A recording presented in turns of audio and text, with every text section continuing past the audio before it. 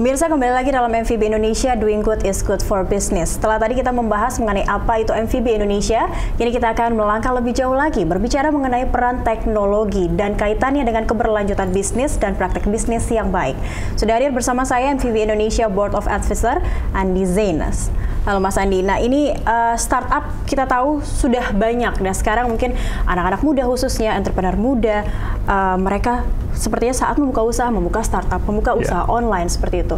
Tapi kalau kita menyangkut tentang transparan, tentang jujur dan nilai etik itu tadi, startup yang jujur dan transparan memang itu seperti apa? Oke, jadi sebenarnya gini, perilaku jujur, tanggung jawab, transparan itu bukan hanya di startup, tapi harusnya semua bisnis harus seperti itu. Ya kan, tapi masalahnya adalah bahwa bisnis-bisnis yang konvensional itu mereka banyak berhasil dilindungi atau bersembunyi di balik peraturan, proteksi, licensing dan segala macam, sehingga mereka bisa mendapatkan keuntungan yang besar.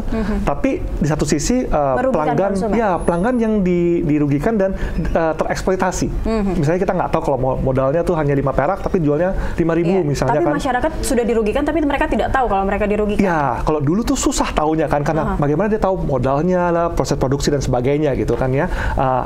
Sedangkan corporate jadi besar, jadi untung besar sekali, tapi customer tuh nggak dapat value yang penuh. Kalau di internet, ya kan, itu membuat semuanya jadi transparan terbuka. Ya kan, itu yang bikin banyak industri baru yang tumbuh karena itu. Jadi banyak startup yang datang, mereka mengutamakan bagaimana mereka memberikan value yang sebesar-besarnya terhadap customer, sehingga customer suka sama mereka. Ya kan, mereka bisa menghasilkan produk yang mungkin lebih terjangkau, bukan karena memang caranya lebih murah, memang dengan teknologi bisa lebih murah, tapi juga bagaimana mereka nggak mau eksploitasi dengan untung sebesar-besarnya, tapi bagaimana long termnya itu bisa jalan. Ya kan, sustainability itu jalan, dan mereka melakukan itu dengan bertanggung jawab. Ya kan, banyak startup baru datangnya seperti itu, dan itu diterima baik oleh pelanggan-pelanggannya, bahwa saya suka pakai produk ini. Kenapa? Kayaknya mereka baik, mereka bertanggung jawab. Ya kan, kayak Google kan dulu dia ngomong adalah don't do evil. Ya kan, sangat simple dia ngomongnya, tapi langsung orang embrace itu gitu kan, dan kita suka pakainya.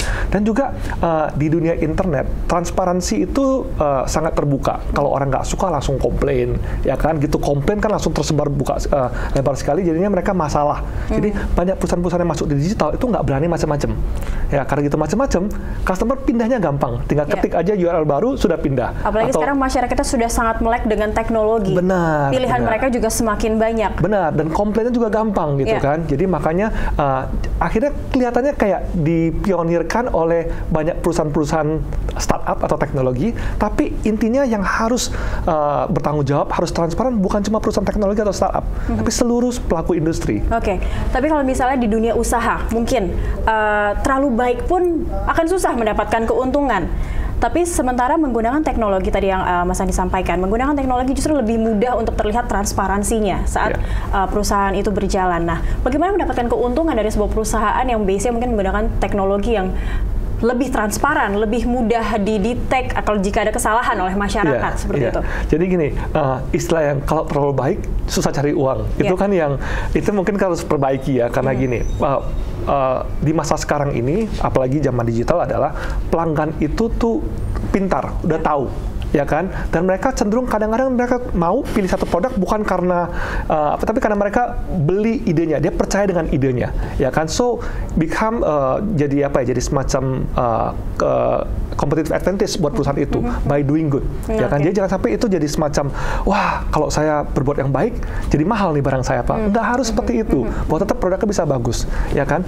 Dan banyak sekali cara kita menggunakan teknologi untuk kita jadi bertumbuh, jadi besar, jadi bagus misalnya. Jadi kan kalau di internet tuh ada istilah itu kayak sharing economy, ya kan. Bagaimana kalau kita mau maju, kita maju sama-sama, ya kan. Jadi bagaimana kita pakai teknologi membantu orang-orang yang punya rumah yang kosong atau apartemen yang kosong bisa disewakan, ya kan. Akhirnya bisnis seperti Airbnb. Airbnb itu bikinnya jadi besar sekali, sehingga orang-orang yang punya rumah kosong itu dapat penghasilan tambahan. Kenapa? Karena intinya mereka suka, mereka bisa sharing, sehingga semua orang makmur sama-sama. Dan base-nya trust di situ ya. Base-nya trust kalau juga. untuk menggunakan, kebanyakan yang menggunakan jalur online atau startup seperti itu ya. Nah, lalu kalau menurut Mas Andi sendiri, perusahaan meskipun itu perusahaan sudah besar, perusahaan yang sudah multinasional, dan mereka masih menjalankan secara konvensional, perlukah mereka tetap melebarkan bisnis mereka atau usaha mereka lewat startup atau lewat online atau seperti itu, istilah online seperti itu? Jadi intinya ada di dalamnya. kalau mereka merasa bahwa saya mau berbuat yang terbaik, ya kan, I want to do good, ya kan, metodenya banyak, caranya banyak sekali. Salah satunya adalah pakai internet, karena itu internet adalah media yang paling mudah, ya, bisa masuk di mana aja, gitu kan, ya, bahwa dan compact, bisa dibawa kemana saja. Ya, betul. Jadi sisinya adalah gini, saya mau bikin bisnis dan saya mau lebih transparan. Pakai apa? Pakai internet, ya kan. Saya mau mengembangkan cabangnya saya, pakai internet juga bisa, gitu kan. Saya mau melakukan customer care yang lebih bagus juga dengan internet. Saya mau lebih sustainable dari sisi saya mau memperhatikan lingkungan.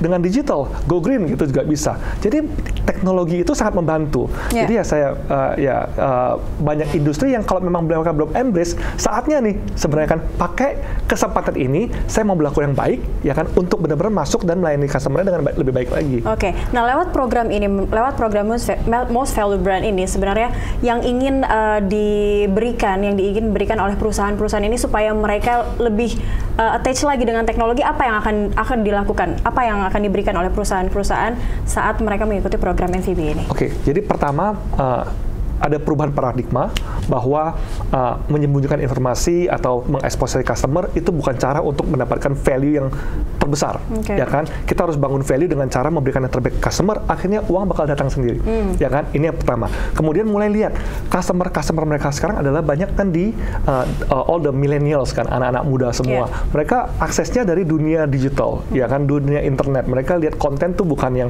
koran dicetak atau TV yang di rumah, tapi juga semua channel. Dan kita nggak bisa batasin mereka lagi. Jadi pertama adalah bagaimana mereka mengerti customer itu, apa perilaku mereka, dan produknya harus sesuai dengan kebutuhan mereka. Dan dengan internet itu gampang sekali. Mengetahui apa yang dibutuhkan oleh konsumen dan berbuat baik, jangan takut untuk rugi. Seperti itu. Karena doing good is good for business sebenarnya. Oke, baik. Terima kasih Mas Andi Zain sudah hadir bersama kami di studio. Dan pemirsa, setelah jeda masih ada satu lagi narasumber kita yang akan berbicara mengenai transformation program yang dijalankan oleh MVB Indonesia. Untuk itu tetaplah bersama kami.